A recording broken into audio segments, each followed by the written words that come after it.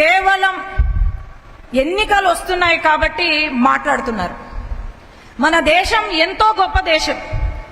మైనారిటీలకు సమాన హక్కులు, చట్టాలు, అట్లాగే స్వేచ్ఛనిచ్చిన దేశం మనది.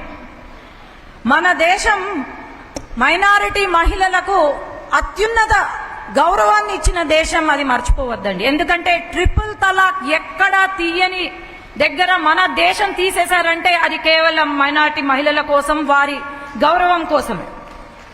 ఇలాంటి దేశంలో 5 సంవత్సరాలుగా మరి మైనారిటీలకు మొండి చెయ్యి చూపిస్తూ, అట్లాగే ఎటువంటి న్యాయం చెయ్యకుండా వైసీపీ ప్రభుత్వం ముందుకు వెళ్తుంది.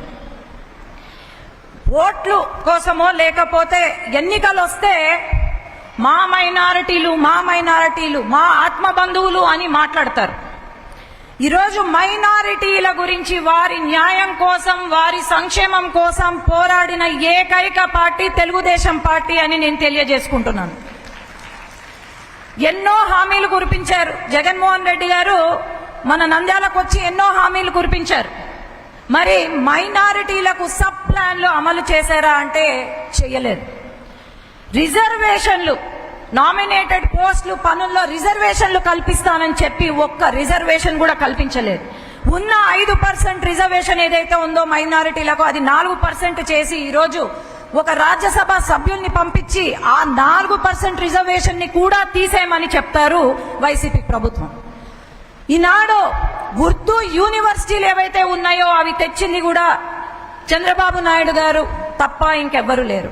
ఉన్న ఉర్దూ యూనివర్సిటీలు, శంకుస్థాపనలు చేసిన ఉర్దూ యూనివర్సిటీలు ఏవైతే ఉన్నాయో అవి కూడా పక్కన పెట్టి ఈరోజు వైఎస్ఆర్సీపీ ప్రభుత్వం ముందుకు వెళ్తుంది.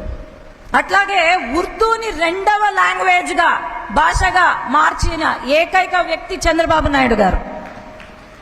ఈరోజు మన విదేశీ విద్యను అందించారు. మరి వైఎస్ఆర్సీపీ ప్రభుత్వంలో ఎంత మందికి విదేశీ విద్యను అందించారో చెప్పండి. తెలుగుదేశం ప్రభుత్వం హయాంలో మసీదులను కాపాడుకున్నారు, వక్ఫ్ బోర్డ్ ల్యాండ్లను కాపాడుకున్నారు. ఇచ్చు భూమి కూడా కబ్జాకి గురి కాలేదు. కానీ ఇక్కడ వక్ఫ్ బోర్డ్ ల్యాండ్ అన్ని కబ్జా పాలైనాయి. దర్గాకు సంబంధించిన ల్యాండ్లు అన్ని కబ్జా పాలైనాయి. ఏమన్నారు అన్నాడు? మైనారిటీకి సంబంధించిన భూములను రీసర్వే చేపించి డిజిటలైజ్ చేస్తానని చెప్పి ఈరోజు ఒక్కటి కూడా డిజిటలైజ్ చేయలేదు. అలాగే మనకు భూములు ఇచ్చి ఇల్లు కూడా కట్టిస్తామని చెప్పారు, ఒక్క ఇల్లు కూడా కట్టించలేదు. ఈరోజు మాట్లాడతారు సిఏఏ గురించి మాట్లాడతారు. అసలు సంబంధమే లేదు, ముస్లింలకు సంబంధమే లేని సిఏఏ అంటే కూడా ఏందో తెలియని వ్యక్తులు మాట్లాడతారు. కేవలం సిఏఏ అంటే పాకిస్తాన్, ఆఫ్ఘనిస్తాన్. ఈరోజు మీరు ఉన్నారు కాబట్టి చెప్పాల్సి వస్తుంది. పాకిస్తాన్, ఆఫ్ఘనిస్తాన్, బంగ్లాదేశ్ నుంచి వచ్చిన హిందువులు, బుద్ధులు, లేదంటే జైన్స్, వీళ్ళు ఎవరైతే ఉన్నారో డిసెంబర్ 30, 2014 లోపల ఉన్న వాళ్లకు ఇక్కడ సిటిజన్షిప్ ఇస్తానని చెప్పారు తప్ప ముస్లింలను ఎక్కడా కూడా ఇన్వాల్వ్ చేయలేదు, వాళ్ళను పంపిస్తామని చెప్పలేదు.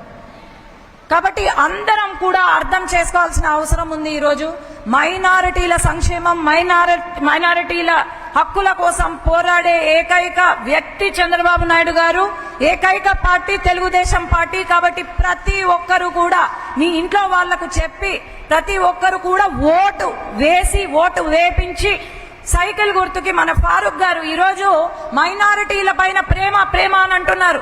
మరి ఎందుకు నంద్యాల జిల్లాలో, నంద్యాల అసెంబ్లీలో మరి ఒక ముస్లిం వ్యక్తిని ఈరోజు ఎందుకు ఎమ్మెల్యేగా ప్రకటించలేదు? అదే గుర్తించి మన తెలుగుదేశం పార్టీ అధినేత ఫారూక్ గారిని ఈరోజు ఎమ్మెల్యే అభ్యర్థిగా పెట్టారు. ఒక చిన్న సమస్య వస్తే వేలాది మంది ముస్లింలు వస్తారు. మరి ఫారూక్ గారు మీలో ఒక మనిషి, మీ కుటుంబంలో ఒక మనిషి.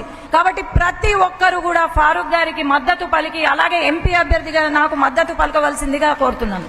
ధన్యవాదాలు.